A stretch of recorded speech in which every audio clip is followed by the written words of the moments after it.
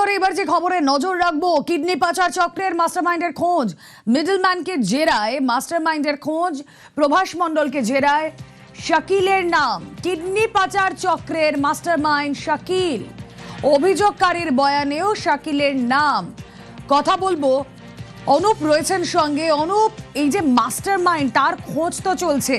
প্রভাস মণ্ডলকে জিজ্ঞাসাবাদ করে এই শাকিলের অবস্থান সম্পর্কে কিছু জানা গেল?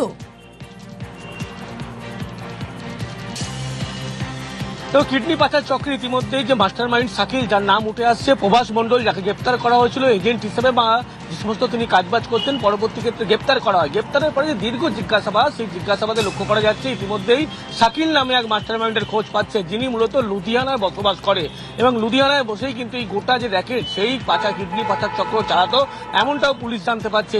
প্রথম যখন এই অভিযোগ করা হয় মঙ্গল মণ্ডলের পক্ষ থেকে, পরবর্তী ক্ষেত্রে কিন্তু এই নামটা একবার উঠে এসেছিল এবং পরবর্তী ক্ষেত্রে যখন গ্রেপ্তার করা হয়, এই মাস্টারমাইন্ডের নাম কিন্তু উঠে আসে প্রভাস মণ্ডল, যাকে দীর্ঘ জিজ্ঞাসাবাদের পরবর্তী ক্ষেত্রে। এবং বলা হচ্ছে এখান থেকে যখন একাধিক ব্যক্তির সঙ্গে তারা যোগাযোগ করতো বা এই চক্র যেখানে চালানো হতো, সেটা হচ্ছে লুধিয়ানার একটি জায়গায়। সেখানে বসেই কিন্তু গোটা রাজ্য জুড়ে এই চক্র চালাতো, ভিন রাজ্যে এই চক্র চালাতো। তার মধ্যে পশ্চিমবঙ্গ থেকে একাধিক এরকম ভাবে কিন্তু নিয়ে যাওয়া হতো, বিভিন্ন চাকরির প্রলোভন দেখানো হতো, মোটা অঙ্কের মাইনের চাকরির প্রলোভন দেখানো হতো। এবং এর পরবর্তী ক্ষেত্রে বলা হতো বিশ্বাস অর্জন করার জন্য বেশ কিছু মেডিকেল টেস্ট দরকার রয়েছে এবং এই মেডিকেল টেস্ট সরকারি নামী বেসরকারি হাসপাতাল, সেখান থেকে করা হতো বিশ্বাস শুধুমাত্র অর্জন করার জন্য। এর পরবর্তী ক্ষেত্রে যখন লুধিয়ানা হরিয়ানাতে নিয়ে যাওয়া হতো, সেখানে একটি হোটেলে রাখা হতো। তার পরবর্তীতে সেখানে বলা হতো আরো কিছু টেস্ট মিলিয়ে দেখা হবে নতুন করে, সেই টেস্টের প্রয়োজন রয়েছে এবং সেখান থেকে একটি হাসপাতাল এবং সেখানেই কিন্তু ইঞ্জেকশন দেওয়া হলো। যখন তিনি অচৈতন্য অবস্থায় হয়ে পড়তেন, তার পরবর্তীতেই কিন্তু এইভাবে কিডনি বের করে নেওয়া হতো।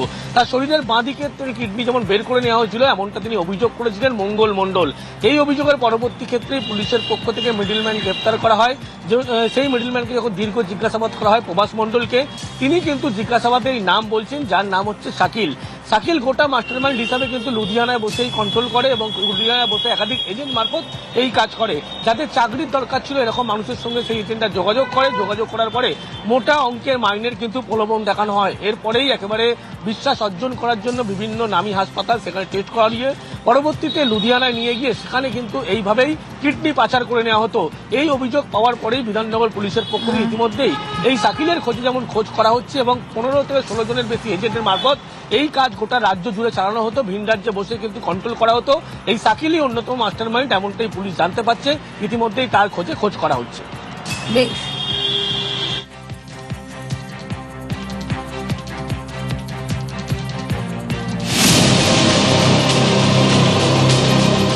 ভালো কাজের টোপ দিয়ে ভিন রাজ্যে নিয়ে গিয়ে যুবকের কিডনি চুরি। এ রাজ্যের কিডনি পাচারকারীরা কি ভিন রাজ্যেও নেটওয়ার্ক তৈরি করে ফেলেছে? বিধাননগর দক্ষিণ থানায় দায়ের হওয়া একটি অভিযোগের প্রেক্ষিতে চাঞ্চল্যকর এই প্রশ্ন সামনে আসছে। সল্টলেকের সুকান্তনগরের বাসিন্দা মঙ্গল মণ্ডল। প্রায় 1 মাস আগে বিধাননগর দক্ষিণ থানায় অভিযোগ জানান তিনি। পুলিশ সূত্রে খবর, অভিযোগে বলা হয় ভালো কাজের টোপ দিয়ে প্রথমে পাঞ্জাবের লুধিয়ানায় নিয়ে যাওয়া হয় মঙ্গল মণ্ডলকে। নতুন চাকরিতে যোগ দেওয়ার আগেই কিছু মেডিকেল টেস্ট করানোর কথা বলা হয়। এরপর মেডিকেল টেস্টের নামে তাকে অচৈতন্য করে শরীর থেকে বাঁ দিকের কিডনি বের করে নেওয়া হয় বলে অভিযোগ। একটা কমপ্লেন এসেছিল আমাদের কাছে, একটা kidney forceful extraction of kidney হয়েছে উইদাউট কনসেন্ট। এই কমপ্লেনটা আসার পরে আমাকে আসতেই হলো। আমরা প্রিলিমিনারি কথাবার্তা বললাম। এখানে গ্লাভস ফ্যাক্টরিতে এই ছেলেটি কাজ করতেন। একে বলে যে আপনার এর থেকে অনেক ভালো কাজ দেবে।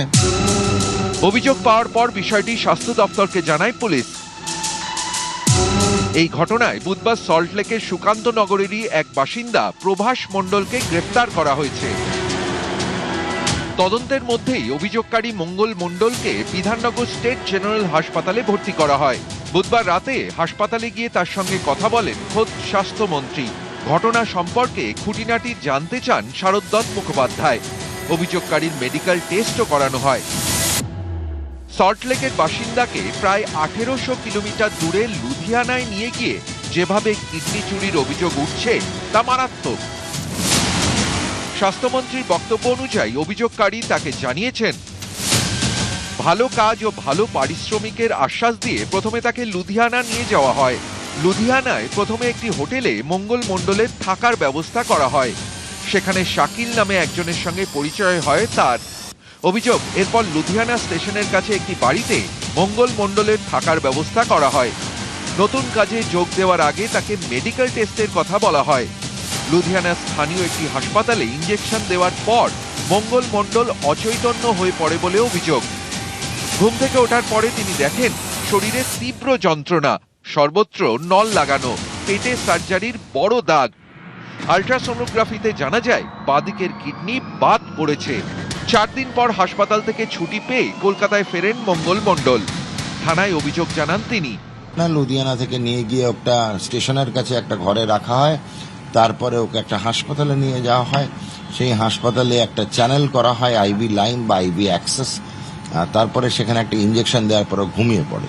সেখান থেকে ওঠার পরে ও দেখে যে ওর সর্বত্র নল সব লাগানো রয়েছে, তার বেদনা থাকে এবং তারপরে নিজেই অবগত হন যে পেটে একটা জায়গায় বড় কাটা দাগ। ফিরে আসার পরে এখানে তো আমাদের থানায় কমপ্লেন করেন। থানায় কমপ্লেন করার পরে প্রভাস মণ্ডল নামক ব্যক্তিটি তো গ্রেফতার হয়েছেন শুনলাম, তারও কিন্তু একটা কিডনি নেই। পুলিশ সূত্রে খবর, ধৃত প্রভাস মণ্ডল জেরায় জানিয়েছেন কিডনি পাচারে জড়িয়ে ভিন রাজ্যের বড় চক্র। একাধিক মিডলম্যানকে দিয়ে কাজ করানো হতো। গোটা বিষয়টি খতিয়ে দেখছে স্বাস্থ্য দপ্তর। কতগুলো জিনিস যেন মিলছে না, একটু সন্দেহজনক। সেটা যে এই চলে গেল কথা বলার প্রায় আধ ঘন্টার মধ্যে সে ট্রেনে উঠে পড়লো। কোনো জামা কাপড় বাড়ির লোক নিজেও বলছে কিছু না নিয়ে গেছে, সোজা গিয়ে নামলো লুধিয়ানা। অঙ্গদান, জীবনদান, কিন্তু এই মহৎ কাজের নাম ভাঙিয়ে অসাধু কারবারের অভিযোগ দীর্ঘদিনের। কিডনি পাচার রুখতে ভবিষ্যতে আরো কড়া আইন আনা যায় কিনা তা খতিয়ে দেখা হবে বলে জানিয়েছেন স্বাস্থ্যমন্ত্রী।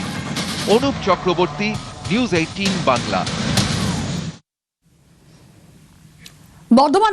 বর্ধমান মেডিকেলে সারপ্রাইজ ভিজিট স্বাস্থ্যমন্ত্রী। রাতের পর সকালেও বর্ধমান মেডিকেলে মন্ত্রী গতকাল প্রথমে বর্ষুল ব্লক প্রাথমিক স্বাস্থ্যকেন্দ্র পরিদর্শন, পরে রাতেই বর্ধমান মেডিকেলে যান শারদ দত্ত মুখোপাধ্যায়।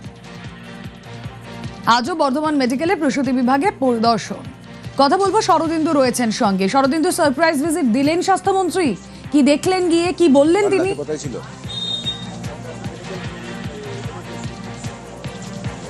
দেখো, দেখলাম যে একেবারেই সারপ্রাইজ ভিজিট। প্রথমেই পূর্ব বর্ধমান জেলায় ঢুকে বর্ষুল প্রাথমিক স্বাস্থ্যকেন্দ্র, সেখানে তিনি পরিদর্শন করেন। সেখানকার রাতের প্রাথমিক স্বাস্থ্যকেন্দ্রের চিকিৎসা পরিকাঠামো কেমন রয়েছে, সেখানে চিকিৎসক নার্সরা তারা থাকছেন কিনা এবং রোগীর চাপ কতটা রয়েছে সেই সব বিষয়ে তিনি খতিয়ে দেখেন। এরপরেই তিনি একেবারেই চলে আসেন সারপ্রাইজ ভিজিটে বর্ধমান মেডিকেল কলেজ হাসপাতালে। রাতে তিনি বর্ধমান মেডিকেল কলেজ হাসপাতালে আসেন।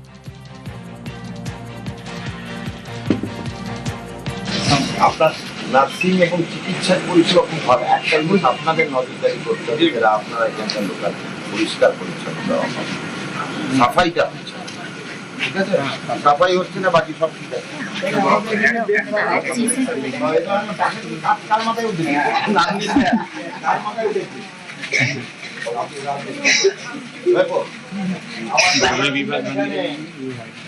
আমি এখানে ছোটবেলায় এসেছি, আমি এই আপনাদের ডাক্তারদের কোয়ার্টারে বহু রাত কাটিয়ে গেছি।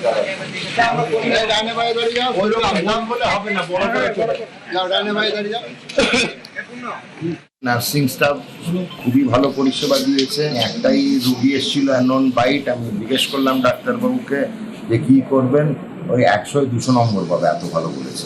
এক্সিলেন্ট চিকিৎসা সম্বন্ধে বলেছেন, কাজের কোনো রকম বেনিয়ম পাইনি। অসুবিধা এখানে একটাই, পরিষ্কার পরিচ্ছন্নতা। যদি পরিষ্কার পরিচ্ছন্নতা বাদ দিয়ে হাসপাতাল পরিষেবায় নার্সিং পরিষেবা এক্সিলেন্ট, ডাক্তারের পরিষেবা এক্সিলেন্টের ওপরে কোনো শব্দ নাই। সেই জন্যই বলবো বেস্টেস্ট, খুবই ভালো।